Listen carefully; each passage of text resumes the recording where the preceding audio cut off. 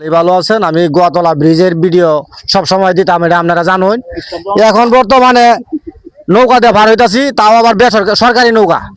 সরকারি নৌকাতে পার হচ্ছে, এটার মধ্যে পার হইলে, এটাতে পার হইলে আপনার টিয়া পয়সা লাগে না। আর যদি হেরিতে পার হইলে, যে নৌকা দিতে পার হইলে, এটি কিন্তু টিয়া পয়সা লাগে। এটি কিন্তু পার হইলে মানে বস্তা পার করলে, মানে মানুষ পার করলে, গাড়ি বাড়ি পার করলে, এটি কিন্তু টিয়া পয়সা হিসাব করে দেওয়ান লাগে। আর এটাতে যাই পার করবেন, আর এটার মধ্যে বেশিরভাগ মানুষই উঠে, কিন্তু মাল সাবানা লইয়া উঠে না, কারণ এটাতে মাল সাবানা উঠাইতেছে না। কারণ সরকারি নৌকা, আদালতি নৌকা, তারা যে মন চায় এবার চালায়, ইঞ্জিল তাহা সত্ত্বেও তারা কিন্তু এই যে রশিদা টাইনে নিতেছে।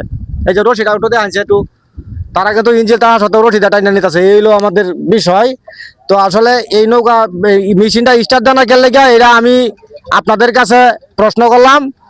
আর প্রিয় ভিউয়ার্স, আপনারা এটা প্রশ্নের উত্তরটা দিবেন, কেন মেশিনটা স্টার্ট দেয় না। তারা সারাদিনে বলে 2 লিটার তেল ভরে যাগা, তারা মেশিন নষ্ট হয়ে যায়, আবি যাবি গপ্প করে আমলে। গতকালকে একটা ভিডিও দিছিলাম, তারা এই কথাই বলছে যে মেশিন নষ্ট, মোবিল নাই, ইঞ্জিন সিজ করছে, তেল ভরাই আছে গা, মানে বিভিন্ন ধরনের তারা কথাবার্তা কয়। তো সকলেই ভালো থাকবেন, সুস্থ থাকবেন। আসসালামু আলাইকুম।